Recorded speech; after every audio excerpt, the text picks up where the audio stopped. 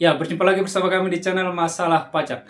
Pada kesempatan kali ini kita akan membahas tentang persoalan yang muncul ketika kita klik bayar dan lapor waktu melapor SPT PPN.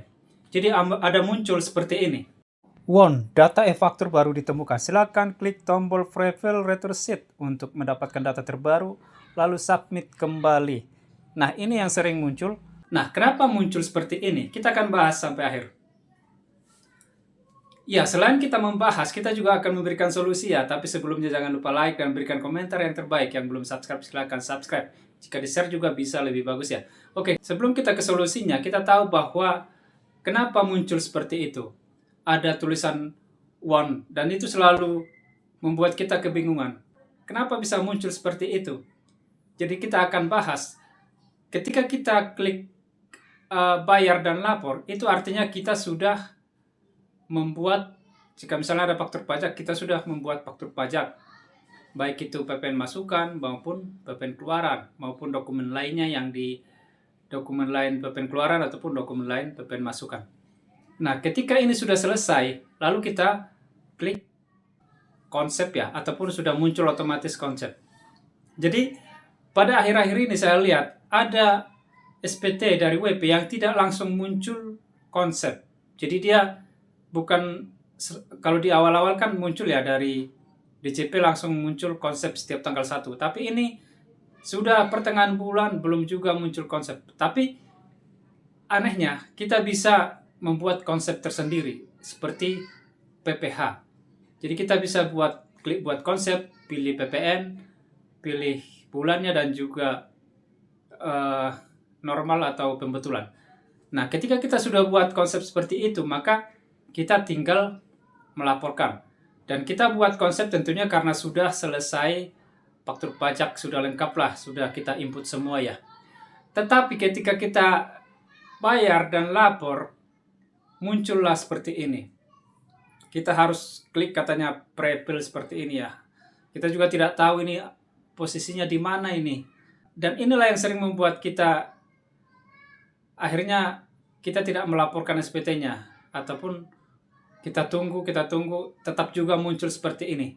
Nah, kenapa muncul seperti ini? Penyebabnya adalah karena ketika kita sudah membuat konsep, jadi kita sudah buat konsep tadi ya, tiba-tiba kita input lagi faktur pajak ataupun kita hapus lagi faktur pajak. Jadi ada yang input baru atau ada yang menghapus faktur, sehingga data di SPT di konsep tentunya berubah ya. Nah, ini yang harus kita perbaharui. Kalau di SPT PPh 21 di awal-awal, jika ada kasus seperti ini, maka saya harus hapus lagi SPT-nya dan buat lagi konsep SPT supaya masuk yang baru kita input, misalnya bukti potongnya kalau di PPh 21.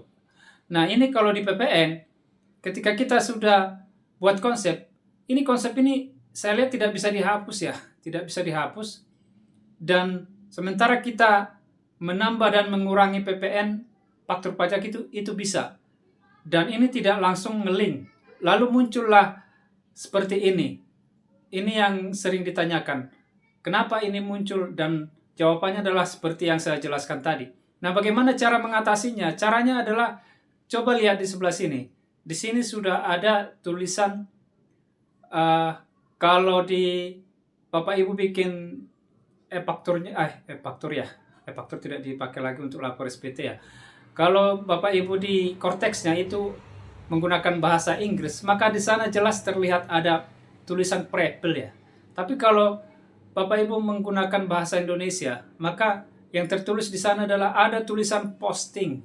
Jadi seperti ini. Kita akan lihat seperti ini. Ya, jadi kalau muncul yang prefill tadi, maka Bapak Ibu kliklah di sini. Ini dalam bahasa Indonesia adalah posting ya. Kalau Anda Bapak Ibu menggunakan bahasa Inggris, di sini tertulis prefill. Jadi kita klik posting ini, maka nanti akan otomatis muncul yang terbaru. Ya, jika kita sudah posting, maka kita kembali lagi ke bayar dan lapor. Tentunya posting kita itu berhasil ya. Kita langsung kembali lagi ke bayar dan lapor. Atau sebelum ke bayar dan lapor, Bapak Ibu bisa ke bagian B2 untuk melihat PPN masukan yang baru kita posting tadi ya, apakah ada perubahan. Bisa juga di A2 untuk melihat faktur pajak keluaran apakah ada perubahan.